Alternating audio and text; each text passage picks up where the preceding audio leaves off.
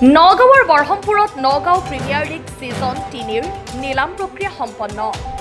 বিগত 2টা বছৰ সফলতাৰে সম্পন্ন হোৱাৰ পিছত এইবাৰো নগাঁও জিলাৰ ক্ৰিকেটৰ অন্যতম আকৰ্ষণীয় প্ৰতিযোগিতা নগাঁও প্ৰিমিয়াৰ লীগ ছিজন 3ৰ আয়োজনৰ প্ৰস্তুতি প্ৰায় তুংগত হৈ উঠিছে।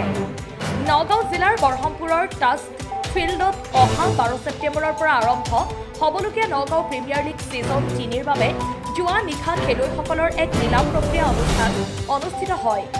নগাঁৱৰ বৰহমপুৰ শ্বহীদ উদ্যানৰ ৰাজহুৱা ভৱনত IPLৰ দৰে অনুষ্ঠিত হোৱা এই নিলাম প্ৰক্ৰিয়া অনুষ্ঠানত নগাঁও জিলাৰ বিভিন্ন প্ৰান্তৰ পৰা অহা মুঠ 16টা ক্ৰিকেট দলৰ গৰাকীসকলে অংশগ্ৰহণ কৰে।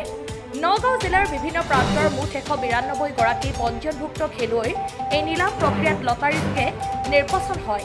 এই নিলাম প্ৰক্ৰিয়াত শতাধিক ক্ৰিকেটপ্ৰেমী ৰাইজ আৰু নগাঁৱৰ বহু খেলুৱৈ উপস্থিত আছিল।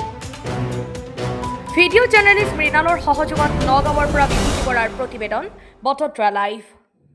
দ্বিতীয়ভাৱে আছে ৰজত বৰদলৈ আৰু হিমান বৰা।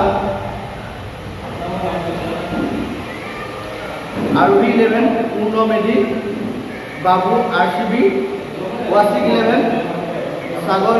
দ্বিতীয়ভাৱে আছে সাগৰ বিশ্বাস আৰু আব্দুল ৱাছিক, কুকিল দাস, প্ৰণৱ দাস, গোপাল বৰা, ফাৰুক আহমেদ, বিজিত শইকীয়া।